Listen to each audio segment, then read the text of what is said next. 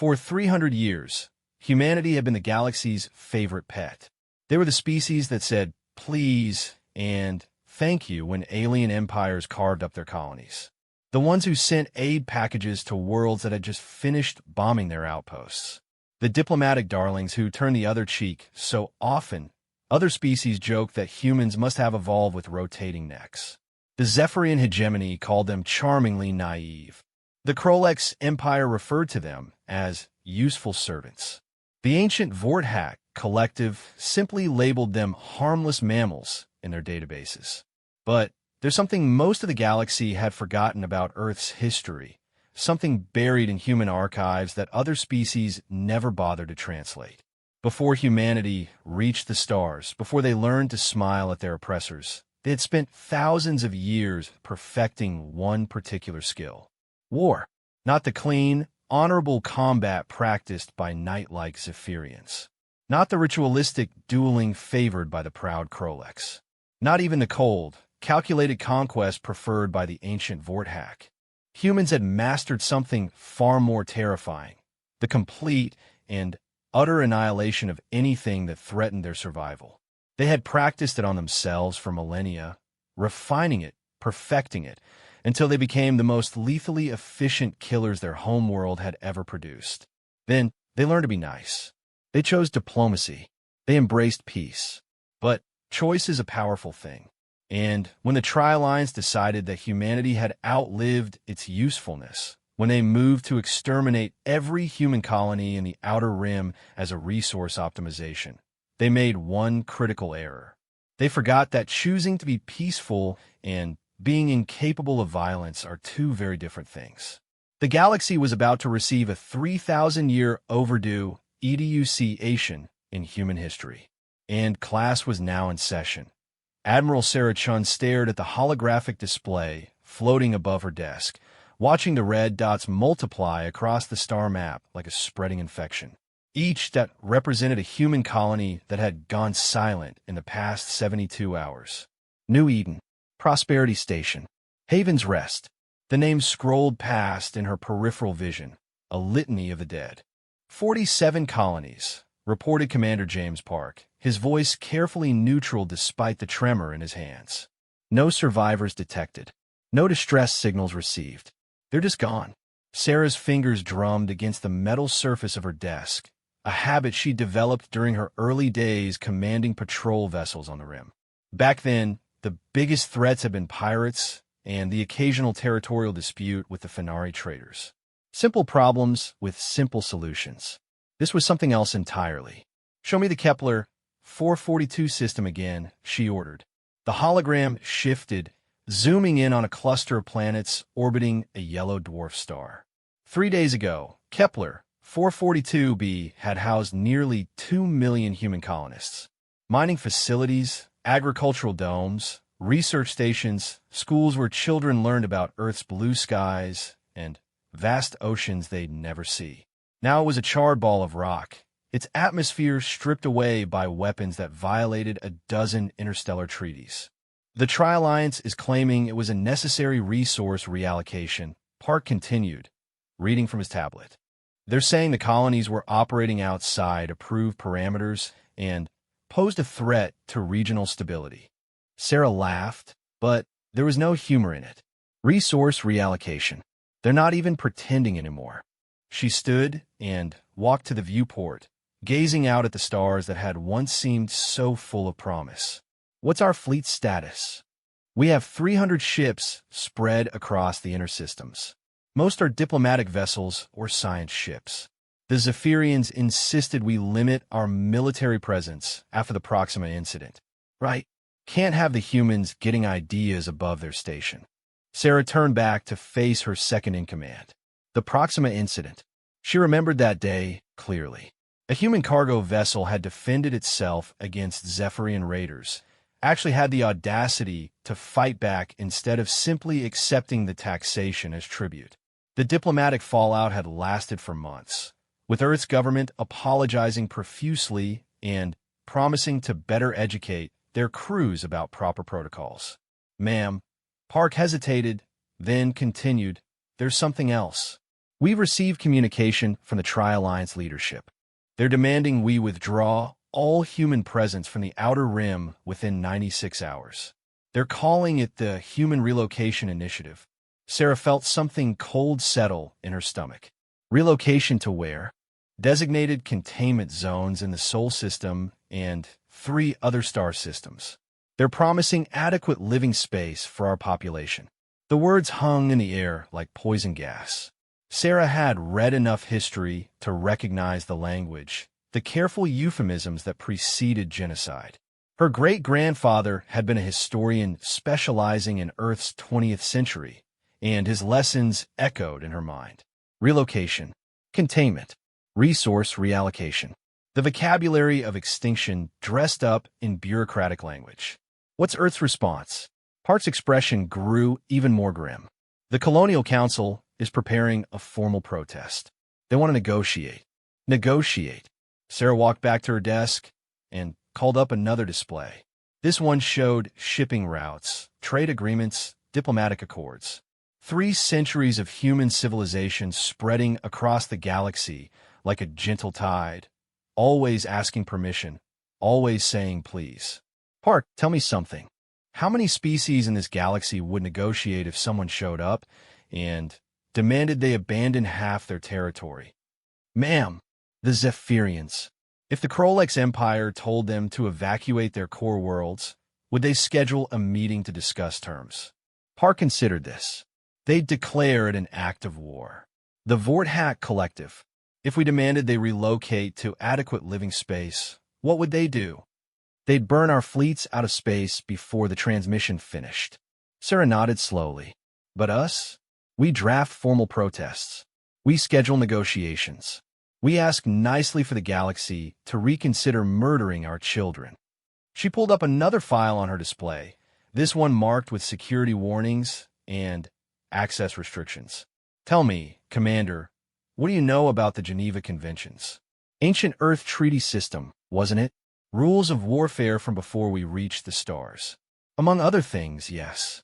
But there's something interesting about those old laws. They only applied during declared wars. The moment someone violated them systematically, the moment they decided the rules didn't matter.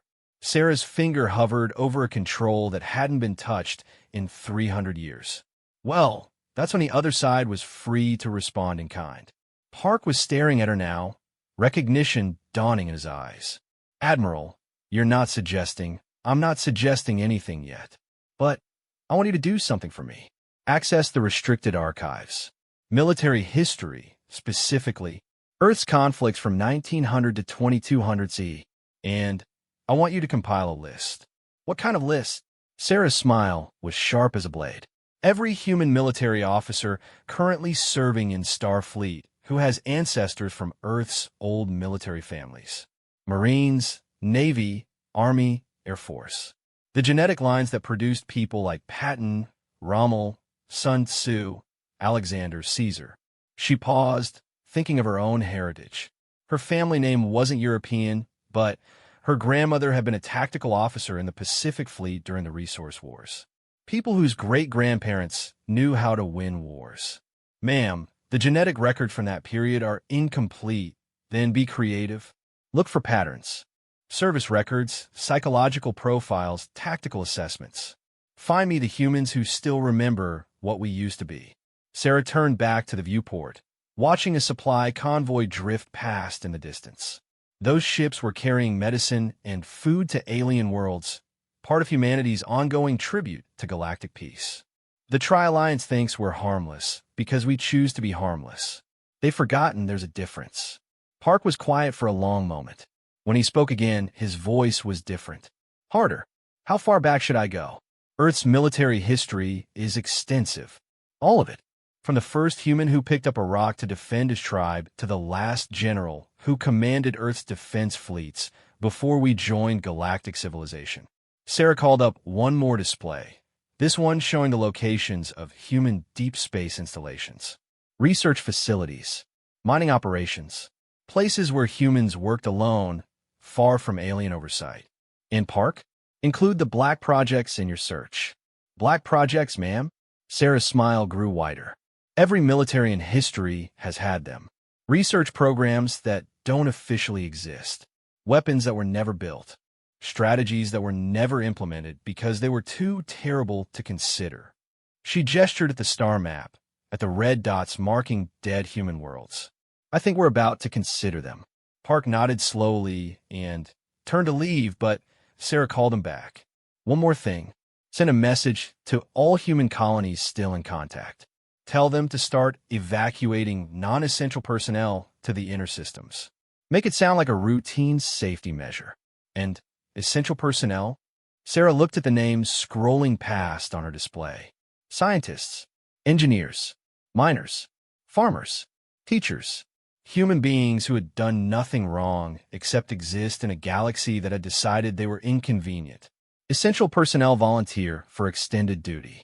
And, Commander, when you send that message, include activation codes from the restricted archive.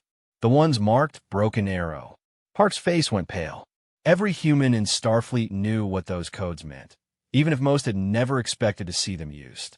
They were the signals that meant the old rules no longer applied. The activation phrases that would wake up systems that had been sleeping for 3 centuries, waiting for the day when humanity might need to remember how to be something other than nice. Ma'am, are you declaring? I'm not declaring anything. Not yet. But I'm making sure we're ready to declare it if we have to. Sarah turned away from the viewport and sat back down at her desk. The galaxy wanted to treat us like children. Fine. They're about to learn what happens when you threaten human children. As Park left to carry out his orders, Sarah pulled up one final file. This one was personal, marked with her own biometric locks. Inside were family photos, letters from her daughter, studying xenobiology at the University of New Geneva, videos from her son's graduation from the Colonial Marine Academy. Normal human lives, built on the assumption that being nice to the galaxy would keep them safe. She thought about her great-grandfather, who had taught her to appreciate the terrible poetry of ancient warfare. War, he had told her once, is when diplomacy admits it's been pretending to work.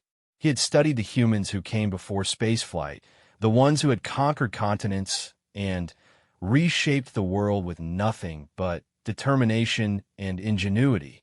The scariest thing about humans, he had said, isn't that we're good at killing. It's that we're even better at winning. Sarah closed the file and began composing her first message to Earth Command. She chose her words carefully, knowing they would be intercepted, analyzed, and probably dismissed by alien intelligence services who had spent 3 centuries learning to ignore human complaints. This is Admiral Sarah Chun, commanding Outer Rim Fleet Operations. I am formally requesting clarification of human status under current galactic law. Based on recent developments, it appears humanity's citizenship in galactic civilization may have been terminated without notification. Please advise on whether standard diplomatic protocols remain in effect, or if humanity should consider alternative approaches to interspecies relations. It was diplomatic language, careful and polite. But buried in those words was a question that hadn't been asked in 300 years. If humanity wasn't part of galactic civilization anymore, then what exactly was stopping them from acting like what they used to be? She sent the message and leaned back in her chair, watching the stars turn in their ancient patterns. Somewhere out there, the Tri-Alliance was celebrating their efficient solution to the human problem. They were probably congratulating themselves on handling the situation so cleanly, so professionally. Sarah hoped they were enjoying the feeling. It wasn't going to last much longer. The response from Earth came 18 hours later, and it wasn't what Admiral Chun had expected. Instead of the usual committee-drafted diplomatic response, she received a direct communication from someone she'd never heard of, Director Marcus Webb of the Department of Colonial Security. The fact that she'd never heard of the department was almost as surprising as the message itself. Admiral Chun. The recording began, showing a man in his 60s with silver hair and eyes that suggested he'd seen more than his personnel file would indicate. Your request for clarification has been reviewed at the highest levels. I'm authorizing you to implement Protocol 77 Alpha, effective immediately. All Outer Rim assets are now under your direct command. Rules of engagement are updated to your discretion. You'll find your authorization codes attached to this transmission. Sarah stared at the screen as the recording continued. I'm also transmitting the locations of certain facilities that don't appear on standard charts. You want to visit Kepler 186F first. Ask for Dr. Elizabeth Kane. Tell her the Sleeping Giant project is now active. The man's expression grew harder. Admiral, for 3 centuries we've been the galaxy's favorite charity case. That experiment is now concluded. Show them what humans look like when we stop saying please. The transmission ended, leaving Sarah staring at authorization codes she'd never seen before. Protocol 77 Alpha wasn't in any manual she'd studied at the Academy. When she tried to access its details, she was redirected to files that required clearances she didn't know existed.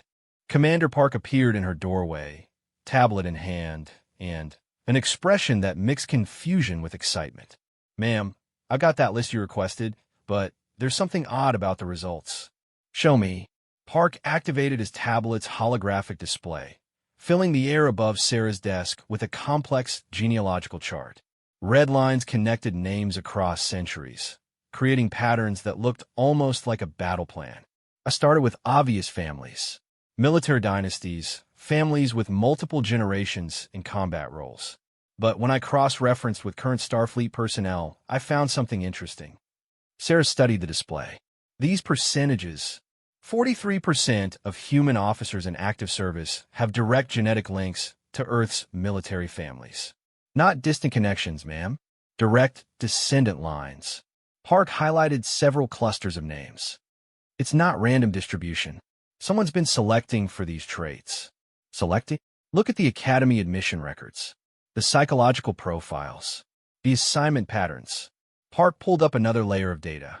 For 300 years, while we've been playing nice with the galaxy, someone's been quietly making sure that humans with certain genetic markers ended up in positions of responsibility. Sarah felt a chill run down her spine. You're suggesting this was planned? I'm not suggesting anything, ma'am. I'm just showing you the data. Park highlighted her own name on the chart. Your great-grandfather wasn't just a historian. According to these records, he was a strategic analyst for Earth's planetary defense forces during the resource wars. His psychological profile indicates tactical, genius-level intelligence. Sarah stared at her own genetic marker on the display. What else did you find? The black projects you mentioned. They exist. Dozens of them. Park's voice dropped to a whisper. Ma'am, we've been building weapons for 300 years. Weapons that violate every treaty we've signed. Ships that don't appear in any registry. Technologies that shouldn't exist according to galactic law. The authorization codes Webb had sent were starting to make sense. Sarah pulled up the navigation charts for Kepler 186F. It was listed as an uninhabited world in the outer rim, marked for mineral surveys that had been delayed indefinitely. But, according to her new clearance levels, it housed something called Research Facility Prime. Park, how quickly can we get to Kepler? 186F? 3 days at maximum burn, but, ma'am, that system is supposed to be empty. It's not empty. And I'm starting to think nothing about our presence in this galaxy has been as simple as we thought. Sarah stood and walked to her wall display, calling up the current positions of human vessels throughout known space. What she saw made her pause. Commander, look at this deployment pattern. Park joined her at the display, studying the positions of human ships across dozens of star systems. It looks random, does it? Look again. Assume for a moment that someone's been planning for exactly this situation for 300 years. Sarah highlighted the ship positions in different colors based on their capabilities. Science vessels, cargo ships, diplomatic craft, the few remaining military vessels. If you wanted to evacuate civilians while positioning military assets for maximum tactical advantage, how would you do it? Park stared at the display for a long moment, then his eyes widened. It's not random at all. Every human colony has escape routes to multiple safe systems. Every trade route has tactical choke points where a small force could control passage. Every diplomatic station has sight lines to critical alien infrastructure. Exactly. And notice what's been happening over the past year. routine maintenance schedules that moved our ships into better positions, personnel transfers that placed our most experienced officers in key locations, equipment upgrades that just happened to include military-grade systems on civilian vessels. Sarah turned away from the display, her mind racing. The Tri-Alliance thought they were dealing with naive humans who had forgotten how to fight. In reality, they were dealing with humans who had spent 3 centuries preparing for exactly this moment while pretending to be helpless. "Ma'am," Park said quietly, "what are your orders?" Sarah looked at the authorization codes one more time, then made her decision.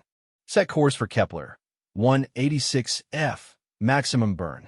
Send coded transmissions to all human vessels in the Outer Rim. Use the Broken Arrow activation sequences. Tell them to begin Phase 1 evacuation protocols.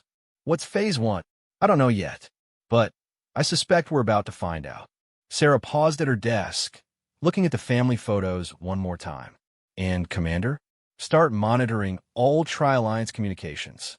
I want to know the moment they realize we're not running away. The journey to Kepler 186F took 2 days and 16 hours. During that time, Sarah watched the galaxy's communication networks light up with confusion and growing alarm. Human vessels throughout the Outer Rim were moving, but not toward the inner systems as expected. Instead, they were converging on locations that didn't appear on any public charts. The Tri-Alliance response was predictable. Outrage that humans were ignoring their relocation directive. Demands that Earth explain the unauthorized movement of colonial vessels. Threats of immediate military action if humans didn't comply with evacuation orders. Earth's response was equally predictable and infuriating. The Colonial Council issued apologies for the confusion and promised to investigate.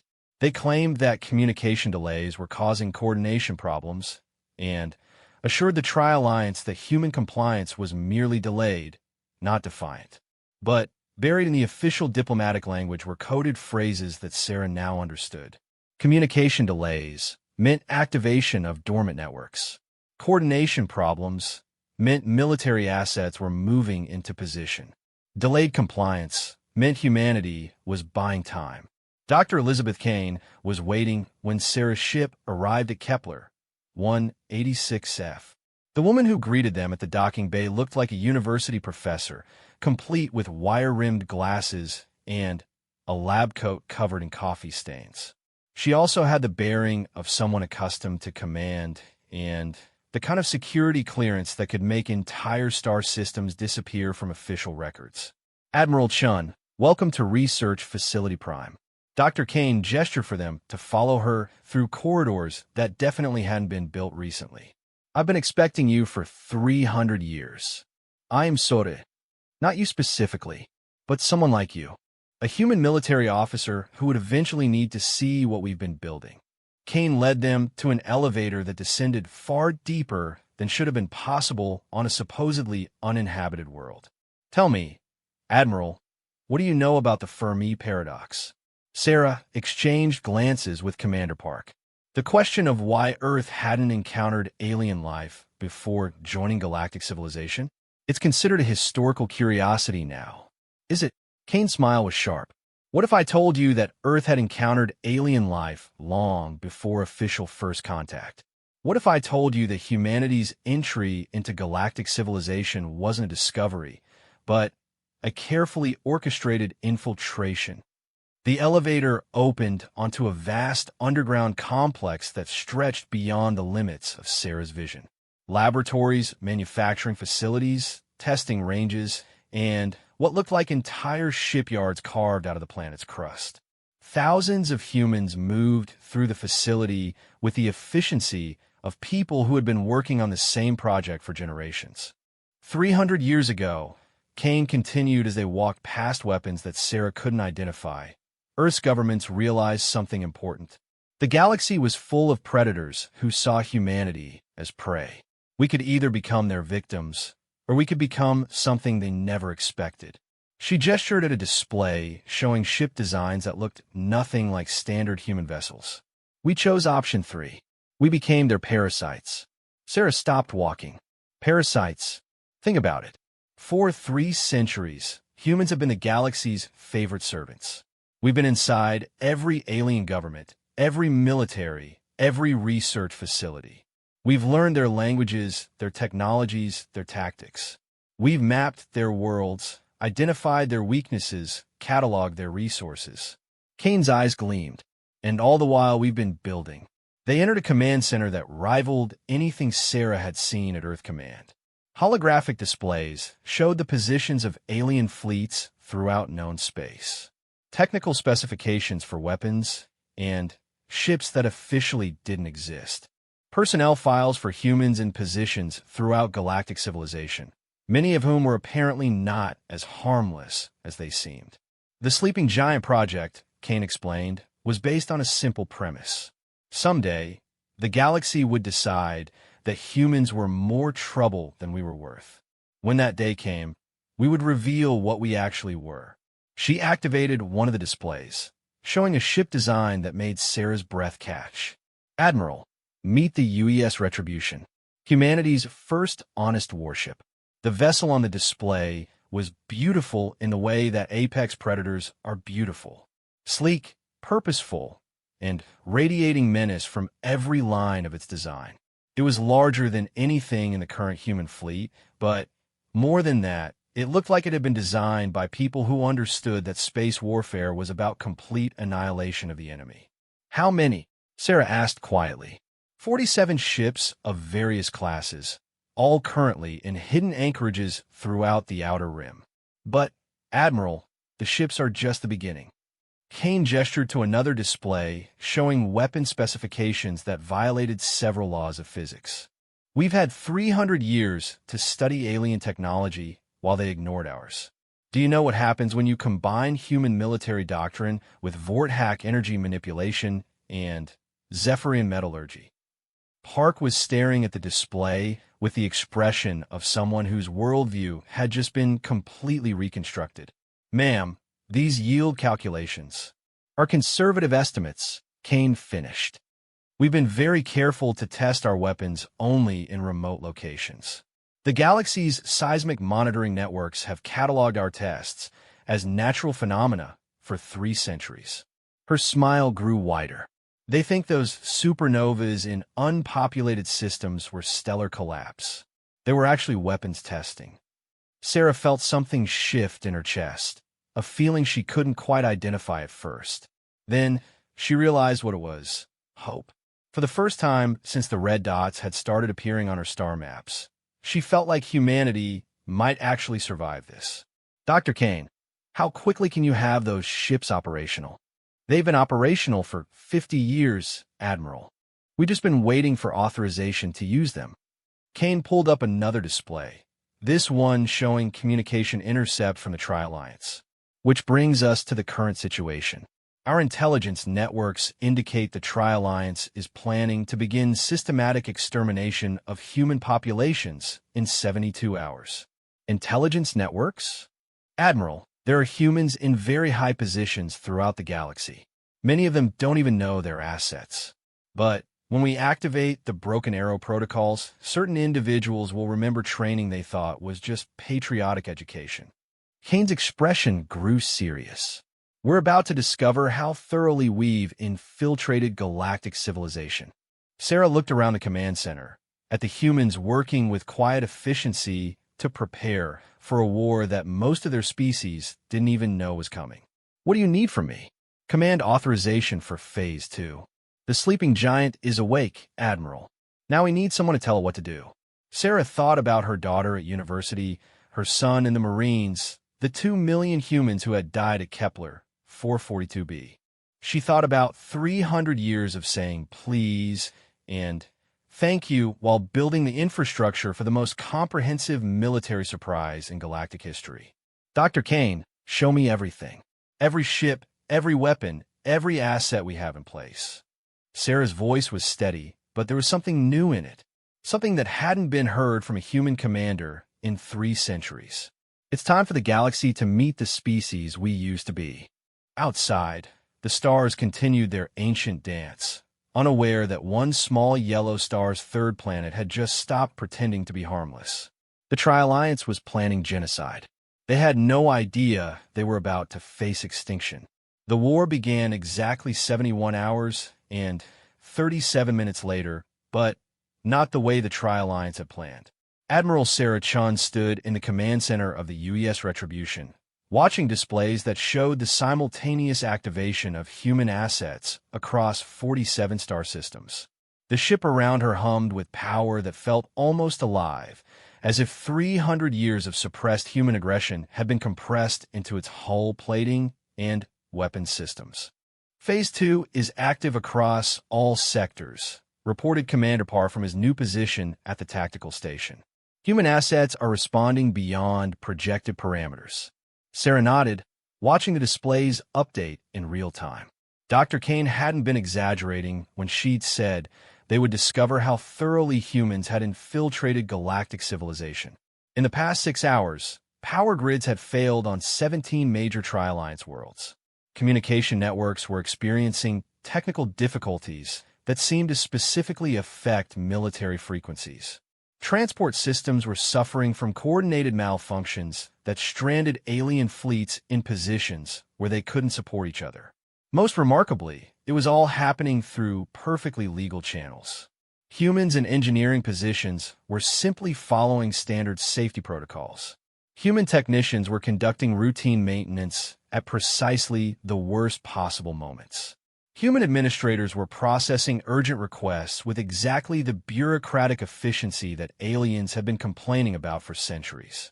Status report from the Kepler 442 sector, announced Lieutenant Torres from the communication station.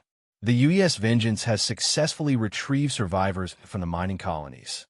Sarah felt something tight in her chest ease slightly. Survivors? I thought the casualties were total. Apparently not, ma'am. Human mining colonies have been building deep shelters for 3 centuries, officially for asteroid impact protection. The Tri-Alliance bombardment only destroyed surface installations. Torres paused, consulting her display. The Vengeance reports approximately 40,000 survivors recovered so far, with more expected as we reach other sites. Sarah closed her eyes briefly, thinking about the reports of total annihilation that had started this crisis. The Tri-Alliance hadn't bothered to verify their kills because they'd never needed to. For 3 centuries, attacking humans had been a simple matter of overwhelming force against minimal resistance. They had no experience with humans who fought back. Ma'am, Park called from his station, we're receiving priority communications from alien governments. The Zephyrian hegemony is requesting immediate diplomatic contact. The Krolex Empire is demanding an explanation for what they're calling coordinated terrorist activities. The Vorthak Collective is, actually, I'm not sure what they're doing. Their message is mostly mathematical equations. Sarah walked to the main display, studying the tactical situation across known space. Red indicators showed Tri-Alliance positions, blue showed human assets, and yellow marked neutral systems. What had been a galaxy-spanning alliance preparing for systematic genocide was rapidly fragmenting into isolated clusters of confused alien fleets. The Vorthak are probably trying to calculate the probability that this level of coordination could occur spontaneously, she said. They're going to reach some very uncomfortable conclusions. Sarah turned to address the entire command crew. Ladies and gentlemen, we are now approximately 6 hours into humanity's return to military operations. I want status reports from all departments. The response was immediate and comprehensive. Dr. Kane had been modest in her estimates. Humanity hadn't just built 47 warships in secret. They had constructed an entire military infrastructure that spanned the galaxy, hidden inside the civilian networks that aliens had grown accustomed to ignoring. Human agricultural colonies weren't just growing food. They were manufacturing military supplies and housing training facilities. Human research stations weren't just studying stellar phenomena. They were developing weapons that combined the best technologies from dozens of species into combinations that none of those species had imagined possible. Human transport networks weren't just moving cargo and passengers. They were positioning military assets and intelligence operatives throughout galactic civilization while maintaining perfect documentation that would satisfy any audit. Engineering reports all systems optimal, announced Chief Morrison from her station. Weapon systems are performing 30% above specification. The alien components are integrating with human modifications better than predicted. Sarah nodded. Human engineering had always been about making things work better than originally designed. The fact that they had applied this philosophy to alien weapons technology was probably going to come as an unpleasant surprise to several species. Communications, what's the status of our intelligence assets? Lieutenant Torres consulted her displays. We have confirmed activation of assets in all major alien governments. Personnel in key positions have received their activation codes and are beginning Phase 2 operations. She paused, checking another screen. Ma'am, you're going to want to see this. We're receiving a priority message from Earth. The main display shifted to show Director Marcus Webb again, but this time he wasn't in an office. He was standing in what looked like a massive military command center, surrounded by officers Sarah didn't recognize and displays showing the positions of fleets that weren't supposed to exist. Admiral Chun, congratulations on successful Phase 2 activation. I'm now authorized to brief you on the full scope of current operations. Webb's expression was grimmer than before. What you've seen so far is the opening movement. The real war starts now. The display behind Webb lit up with information that made Sarah's breath catch. Human fleets were moving throughout the galaxy. Not just the hidden warships from facilities like Research Facility Prime, but entire armadas that had been disguised as civilian vessels for centuries. Transport ships were shedding false hull plating to reveal missile batteries. Research vessels were deploying weapons that looked like they belonged in science fiction rather than current reality. Even the humble cargo haulers that carried goods between alien worlds were suddenly bristling with armaments. The Tri-Alliance made one critical error, Webb continued. They assumed that because we chose to be peaceful, we had forgotten how to be anything else. In reality, we've spent 3 centuries preparing for the day when peaceful coexistence would no longer be an option. The display showed alien fleet positions throughout the galaxy, most of them suddenly isolated and vulnerable. Admiral, you are now in command of the largest military force in galactic history. Use it wisely. Sarah stared at the scope of the operation. Hundreds of ships, thousands of hidden installations, millions of humans who had been quietly preparing for this moment while maintaining the facade of galactic citizenship. It was brilliant, terrifying, and absolutely unprecedented. Ma'am, Park said quietly. Incoming transmission from the Zephyrian hegemony. High-priority diplomatic channel. Sarah nodded. Put it through. The display shifted to show High Commander Thexus, the Zephyrian military leader who had been instrumental in restricting human military development after the Proxima incident. His normally composed demeanor was showing cracks of uncertainty. Admiral Chun, on behalf of the Zephyrian hegemony, I request immediate cessation of current human military activities. We are prepared to discuss terms for resolving this misunderstanding. Sarah studied the alien commander. Thexus had spent decades treating humans as mildly troublesome children who needed constant supervision.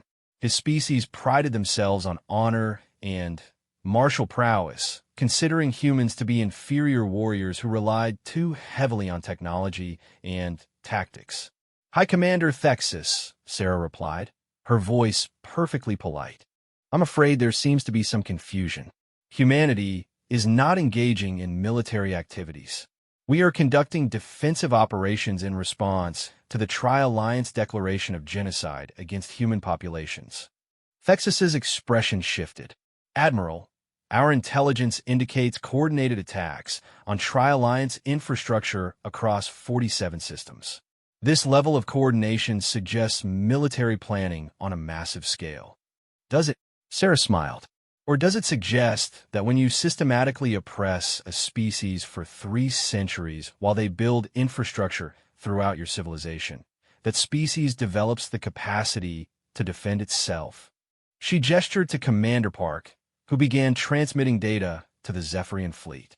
High Commander, You're receiving technical specifications for human defensive capabilities. As you can see, we have not violated a single interstellar treaty. Every weapon system we're deploying was designed using technologies freely shared by member species of galactic civilization. Every strategic position we're holding was legally obtained through standard civilian channels. Thexis studied the data, and Sarah watched his expression change from confusion to understanding to something approaching fear. These yield calculations. Admiral, some of these weapons could sterilize entire star systems. Yes, they could.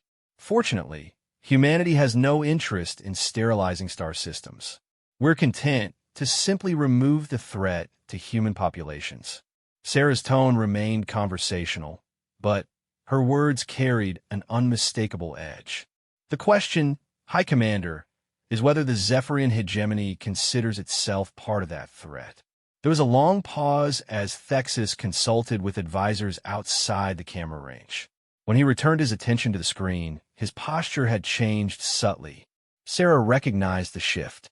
It was the way someone looked when they realized they were no longer in a position to make demands. Admiral, the Zephyrian hegemony has had no involvement in Tri-Alliance actions against human colonies. We were not consulted about the relocation directive. Sarah nodded slowly. That's good to hear, High Commander. And I trust that the hegemony will maintain its neutrality while humanity resolves this situation with the Tri-Alliance. Of course, Admiral. The hegemony has always valued its peaceful relationship with humanity. The transmission ended, leaving Sarah looking at displays that showed Zephyrian fleets pulling back from forward positions throughout the galaxy. It was remarkable how quickly 3 centuries of paternalistic condescension could transform into respectful neutrality when the balance of power shifted. Ma'am, Torres called from communications, similar requests coming in from the Krolex Empire and a dozen smaller governments. They all want to discuss their neutral status in the current conflict. Sarah wasn't surprised. News of coordinated human military action was spreading through the galaxy faster than light itself, carried by the same communication networks that humans have been maintaining and improving for 3 centuries. Every alien government was suddenly reconsidering their relationship with the species they had dismissed as harmless. Commander Park, what's our tactical status? Park consulted his displays.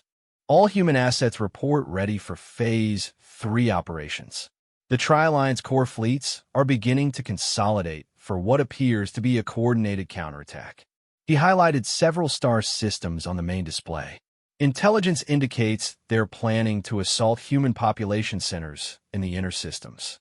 They seem to believe that threatening Earth directly will force us to surrender. Sarah studied the enemy positions, thinking about the alien mindset that would see threatening human civilians as a viable strategy. They still didn't understand what they were dealing with. The Tri-Alliance was thinking like predators who expected their prey to submit when cornered. They were about to learn that humanity had stopped being prey 300 years ago. Dr. Kane, Sarah called to the scientist who was monitoring the weapons systems. What's the status on the special projects? Kane's smile was sharp. The stellar engineering platforms are operational. The quantum disruption arrays are charged, and the temporal displacement generators are ready for field testing. She paused, looking at Sarah with something that might have been sympathy. Admiral, once we deploy these systems, there's no going back. The galaxy will never see humanity the same way again. Sarah thought about the children who had died at Kepler 442b. The families torn apart by species who saw humans as expendable. The 3 centuries of quiet humiliation disguised as peaceful coexistence. Dr. Kane, the galaxy stopped seeing us correctly a long time ago. Maybe it's time they remembered what humans look like when we stop pretending to be harmless. She turned to address the entire command crew. All stations, prepare for Phase 3 operations. It's time to show the Tri-Alliance what 300 years of human military development looks like when we stop asking permission to use it. On the displays around her, human fleets began moving into attack formations, converging on Tri-Alliance positions with the precision of a species that had been planning this moment for 3 centuries. The galaxy was about to discover that choosing to be peaceful and being incapable of violence were very different things. And humanity had just finished choosing. The Battle of Proxima Centauri lasted exactly 14 minutes and 37 seconds. It would be remembered as the moment the galaxy learned to fear humanity again. Admiral Sarah Chun watched from a bridge of the UES Retribution as the largest Tri-Alliance fleet in known space emerged from hyperspace in perfect formation. 300 ships representing the combined military might of 6 species, arranged in the classical battle formations that had dominated galactic warfare for millennia. They had come to destroy humanity's birthplace and force the upstart humans back into submission. They had no idea what they were flying into. Enemy fleet composition confirmed, reported Commander Park. 60 Vorthack dreadnoughts, 80 Krolex heavy cruisers, 160 mixed support vessels. They're broadcasting surrender demands on all frequencies. Sarah nodded, studying the tactical display. The alien fleet was impressive by any conventional standard. Their weapons could crack planets, their shields could deflect stellar radiation, and their tactical coordination had conquered half the galaxy over the past millennium. Under normal circumstances, the 30 human ships positioned around Earth wouldn't stand a chance. These weren't normal circumstances. Dr. Kane, status of the stellar engineering platform, fully operational, Admiral. The sun is ready to become a weapon. Kane's voice carried a mix of excitement and terror that Sarah understood completely. What they were about to attempt would either save humanity or destroy the Sol system entirely. There was no middle ground.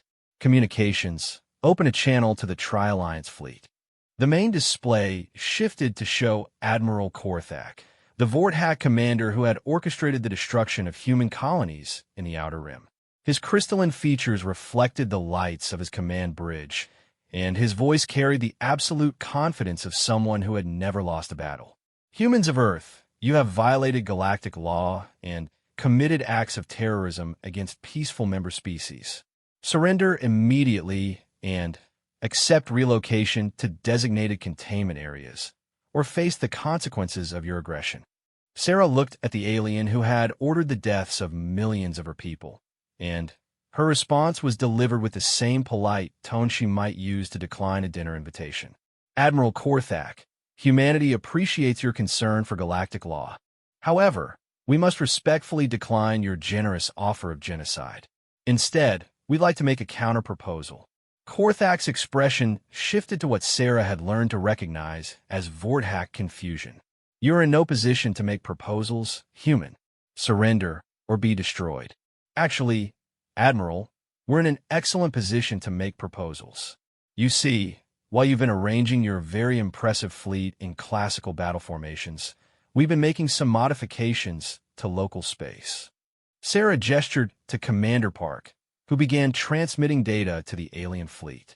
You're receiving technical specifications for humanity's stellar engineering capabilities. As you can see, we've spent the last 6 months installing quantum manipulation arrays around Sol. The star you're currently orbiting isn't just a source of light and heat anymore. It's become the largest directed energy weapon in the galaxy. The silence that followed was broken only by the sound of alien crew members frantically consulting their instruments. Sarah watched as the tactical officers on Korthak's bridge confirmed what their sensors were telling them. The humans had somehow converted their home star into a weapon that could vaporize entire fleets. Impossible, Korthak finally said, but his voice lacked its earlier confidence. Stellar engineering on this scale would require technologies that don't exist. Don't they? Sarah's smile was gentle, almost sympathetic. Admiral, you've spent 3 centuries treating humanity like a primitive species that needed guidance and protection. During that time, we've had access to every advanced technology in the galaxy, shared freely by species who thought we were too simple to understand the implications. She paused, letting that sink in. Did you really think we weren't paying attention? Dr. Kane stepped forward, her scientist's enthusiasm overriding diplomatic protocol. The quantum arrays use principles derived from Vorthack crystalline technology, powered by energy manipulation techniques learned from the Zephyrians and controlled by computational systems that improve on Krolek's military algorithms. Each component is perfectly legal and freely shared. The combination, however, represents 3 centuries of human ingenuity applied to the problem of making stars do what we want. Korthak's crystalline features seem to dim. You're bluffing. No species would weaponize their own star. The risk of destabilizing the system. He was interrupted by alerts from his tactical officers. Sarah didn't need to understand Vorthack to recognize the panic in their voices. The quantum arrays had activated, and Sol was beginning to behave in ways that violated every law of stellar physics the aliens understood. "Oh, we're not destabilizing anything," Sarah said conversationally. "We're just borrowing a tiny fraction of the sun's output and focusing it into a coherent beam. The targeting system can achieve pinpoint accuracy at ranges up to 50 light-years. Would you like a demonstration?" Without waiting for an answer, Sarah nodded to Dr. Kane. One of the quantum arrays fired a microsecond pulse at an uninhabited asteroid in the outer system. The result was visible on every sensor in the fleet as a rock the size of a small moon simply ceased to exist, converted to component atoms in an instant of directed stellar fury. The alien fleet's formation began to waver as individual ships started backing away from Earth. Sarah could see the moment when 3 centuries of treating humans as harmless servants collided with the reality of what humans could accomplish when they stopped asking permission. "Admiral Korthak," Sarah continued, her tone still perfectly polite, "humanity would like to propose new terms for our relationship with galactic civilization. We're no longer interested in being junior partners or grateful recipients of alien guidance. We're prepared to take our place as an equal member of the galactic community." "Equal?" Korthak's voice carried disbelief. "You threaten entire star systems with destruction and call it equality? We defend our territory and our people just like every other species in the galaxy. The only difference is that we're better at it than anyone expected."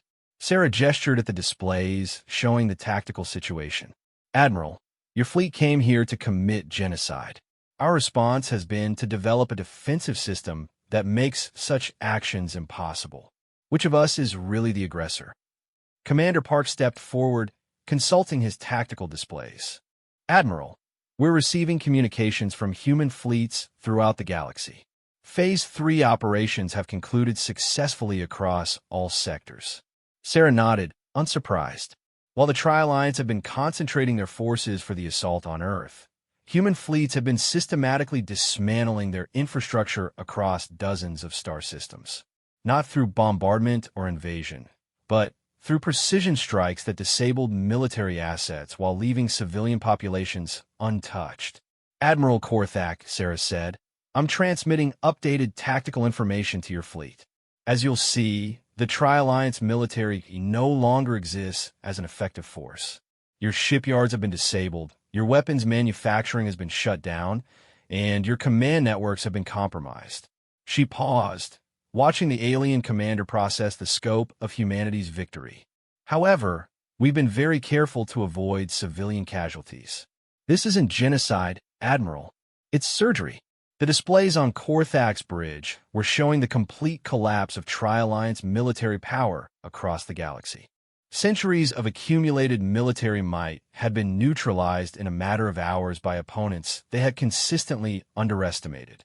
"How?" Korthak asked, his voice barely audible. 300 years of patience," Sarah replied. 300 years of learning everything you were willing to teach us while pretending to be grateful for the privilege. 300 years of building infrastructure inside your civilization while you ignored us because we were too polite to be a threat." Her expression hardened slightly. "But mostly 300 years of remembering that being peaceful and being defenseless are not the same thing." Dr. Kane activated another display, showing the current positions of human assets throughout galactic space. The scope was staggering. Humans weren't just present in every major star system. They had become integral to the infrastructure that kept galactic civilization functioning. Admiral, Kane said, addressing Korthak directly, humanity now controls approximately 60% of the galaxy's power generation, 40% of its communication networks, and 70% of its transport infrastructure. We built it, we maintain it, and we can shut it down at will. She smiled pleasantly. Of course, we have no intention of doing so. We're not interested in ruling the galaxy. We just want to make sure no one tries to exterminate us again.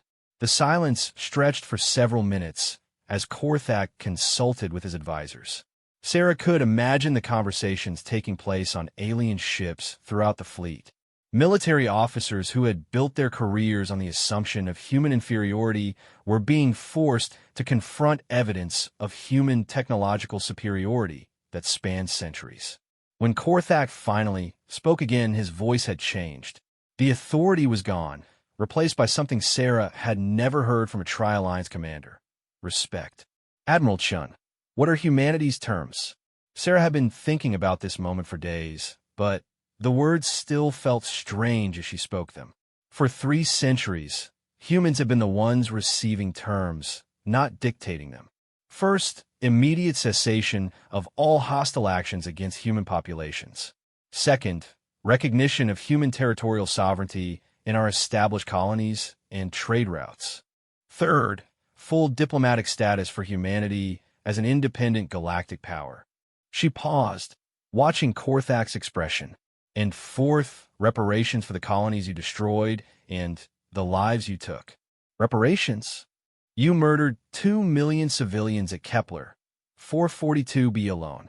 We want those colonies rebuilt, the families compensated, and formal acknowledgement that what you did constituted genocide under galactic law. Sarah's tone remained diplomatic, but there was steel underneath. We're not asking for revenge, Admiral. We're asking for justice. Korthak was silent for a long time, consulting displays that showed the complete collapse of his strategic position. Finally, he spoke. These terms, they would require approval from the High Council of each Tri-Alliance species. Of course, we understand bureaucracy takes time. Sarah smiled. While you're consulting with your governments, we'll be maintaining our current defensive posture. The stellar engineering platform will remain active. Human fleets will hold their positions, and our infrastructure assets will continue their normal operations. She paused meaningfully. Assuming there are no further attempts at aggression, of course. The transmission ended, leaving Sarah staring at displays that showed the alien fleet beginning its withdrawal from Earth orbit. 3 centuries of human submission to galactic authority had ended in less than 15 minutes of honest conversation backed by overwhelming firepower. Ma'am, Commander Park said quietly, communications from Earth Command. The President wants to know if we just declared independence from galactic civilization. Sarah thought about that question. In many ways, they had. Humanity was no longer asking permission to exist in the galaxy. They were no longer accepting the role of grateful junior partners in someone else's civilization. For the first time since leaving Earth, humans were dealing with the galaxy as equals. Commander, tell Earth Command that we didn't declare independence. We declared adulthood. She turned to address the entire bridge crew. Ladies and gentlemen, congratulations. As of today, humanity is no longer anyone's pet project. Dr. Kane was studying the stellar engineering displays, monitoring the quantum arrays that had made this transformation possible. Admiral, we're receiving priority messages from governments throughout the galaxy. Everyone wants to negotiate new diplomatic arrangements. Sarah wasn't surprised. Word of humanity's true capabilities would spread through the galaxy faster than their fleets could travel.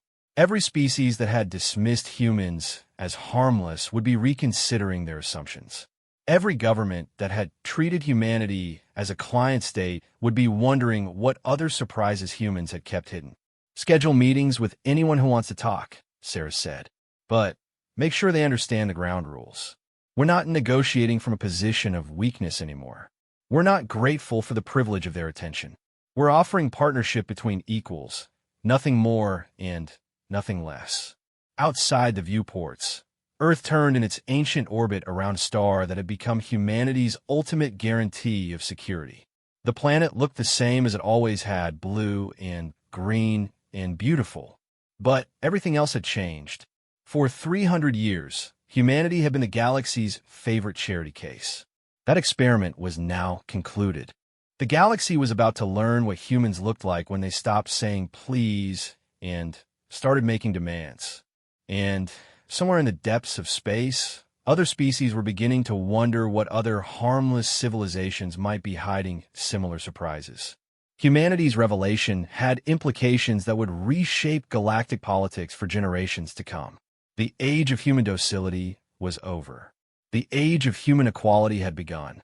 6 months after the Battle of Proxima Centauri, Admiral Sarah Chun stood in what had once been the Galactic Council chambers, watching representatives from 47 species take their seats around a redesigned conference table.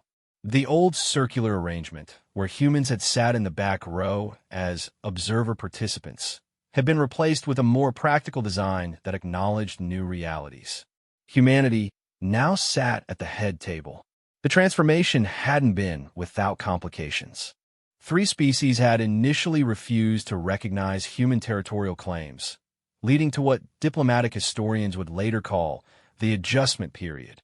It had taken exactly one demonstration of humanity's orbital bombardment capabilities to convince the Finari Trade Federation that human colonies were off-limits. The Zrixian Empire had required a more subtle approach involving the mysterious failure of their entire communications network until they agreed to negotiate. The Keth Confederacy had simply vanished from their home systems one day, leaving behind only automated messages stating that they were relocating to areas of reduced human presence. "The session will come to order," announced Coordinator Vexus, the Altarian diplomat who had somehow managed to emerge from the collapse of the old galactic order as the nearest thing to a neutral party. Today's agenda concerns the establishment of the new Galactic Compact and humanity's role in galactic governance. Sarah listened to the formal language with half her attention while monitoring the subtle power dynamics playing out around the table. Commander Park, now wearing the uniform of the new Human Diplomatic Corps, was tracking the same conversations with the skills he'd developed analyzing alien battle formations. Dr. Kane, appointed as humanity's chief technology advisor, was reviewing proposals for cooperative research initiatives that looked suspiciously like attempts to gain access to human military technology. The fundamental change wasn't just in how other species treated humanity. It was in how humanity saw itself. For 3 centuries, humans had defined themselves in relation to alien civilizations, always measuring their worth by alien standards. Now, for the first time since leaving Earth, humanity was setting its own standards and expecting others to meet them. The Krolex Empire wishes to address the question of technological sharing, announced Ambassador Thrakis, his 4 arms folding in the gesture that indicated formal diplomatic speech. The Empire proposes that advanced military technologies be made available to all species for mutual defense purposes. Sarah exchanged glances with Dr. Kane, who barely suppressed a smile. "The Krolex Empire's interest in mutual defense is noted," Sarah replied diplomatically. "However, humanity believes that each species should develop technological solutions appropriate to their own defensive needs. We're happy to share civilian applications of our research, but military technologies must remain under human control for security reasons." What she didn't say, but everyone in the room understood, was that humanity had no intention of arming the species that had tried to exterminate them 6 months ago. The new galactic order was based on mutual respect, not mutual suicide. "The Vorthat Collective requests clarification of human territorial claims," spoke Coordinator Zenth, their crystalline form refracting the chamber's lights into patterns that hurt human eyes to look at directly. "Current mapping indicates human presence in systems previously considered neutral territory." Park consulted his tablet before responding. "Human territorial claims are based on actual occupation and infrastructure development. If the collective has concerns about specific systems, we're happy to review the documentation." He paused meaningfully. We have very thorough records of human presence throughout the galaxy. Sarah knew he was understating the case. Humanity's thorough records included detailed documentation of every human settlement, research station, mining operation, and research facility that had been established over 3 centuries. What had once been a scattered collection of colonies and outposts was now revealed as a carefully planned network of strategic positions that gave humanity effective control over major trade routes and resource deposits throughout known space. The aliens were still discovering the scope of human expansion. Every week brought new reports of human installations and systems that were supposedly uninhabited, or human research stations that turned out to be military facilities in disguise. The galaxy's new cartographers were having to completely redraw their maps to account for the reality of human presence. The Zephyrian hegemony wishes to propose new protocols for interspecies conflict resolution, announced High Commander Thexus, whose attitude toward humanity had undergone a remarkable transformation since the demonstration of stellar engineering technology. The hegemony suggests that all species commit to arbitration through neutral parties rather than resorting to military action. Sarah nodded respectfully. Humanity supports peaceful conflict resolution wherever possible. However, we must note that arbitration is only effective when all parties enter negotiations in good faith. She gestured to the displays showing galactic shipping routes, most of which now pass through human-controlled systems. We found that economic incentives can be very effective at encouraging good faith negotiations. It was diplomatic language, but the meaning was clear. Humanity now controlled enough of the galaxy's infrastructure that they could make life very difficult for species that insisted on being difficult. The threat wasn't military conquest. It was economic isolation. Most alien governments had discovered that maintaining hostile relations with humanity meant watching their trade networks collapse and their technology imports disappear. Dr. Kane leaned forward to address the assembly. Humanity would like to propose an initiative for collaborative scientific research. We've identified several promising areas where human methodologies might complement existing alien research programs. She activated a holographic display showing research proposals that made several alien representatives sit up straighter. Medical technologies that could extend lifespans by centuries. Energy generation systems that could power entire civilizations with minimal environmental impact. Transportation methods that could reduce interstellar travel times by orders of magnitude. The proposals were genuine, but they came with conditions. Humanity would share the benefits of their research, but only with species that maintained peaceful relations and respected human territorial sovereignty. It was diplomacy through innovation, offering carrots alongside the very large stick of human military superiority. These research proposals, said Ambassador Calvani of the Hesperid Union, would represent unprecedented advances in multiple fields. What does humanity require in return for participation? Sarah smiled. Partnership.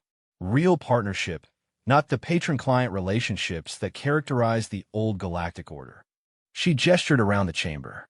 Humanity spent 3 centuries as junior partners in someone else's civilization. We're not interested in reversing that dynamic.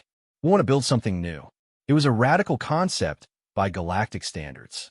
Most interstellar civilizations were built on hierarchies of dominance, with powerful species controlling weaker ones through military or economic pressure.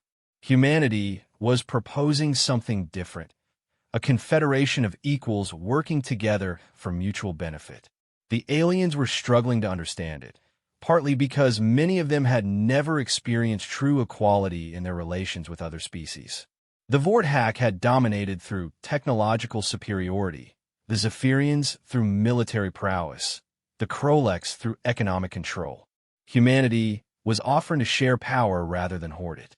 The Altarian Republic wishes to know how this partnership would be structured, asked Coordinator Vexus. What mechanisms would ensure equality between species of vastly different capabilities?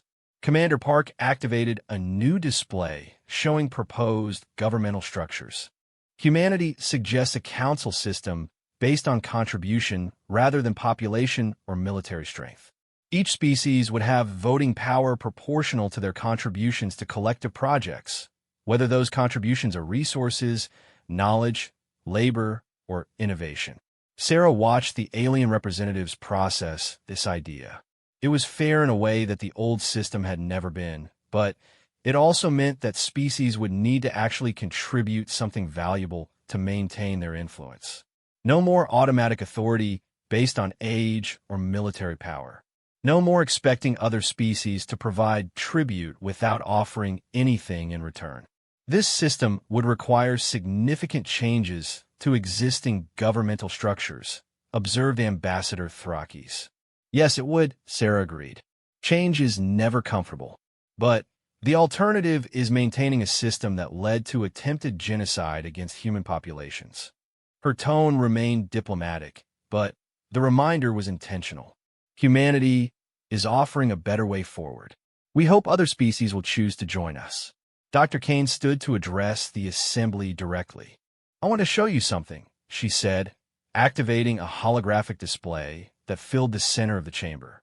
This is a real-time representation of galactic communication traffic, transport routes, energy distribution, and resource flows.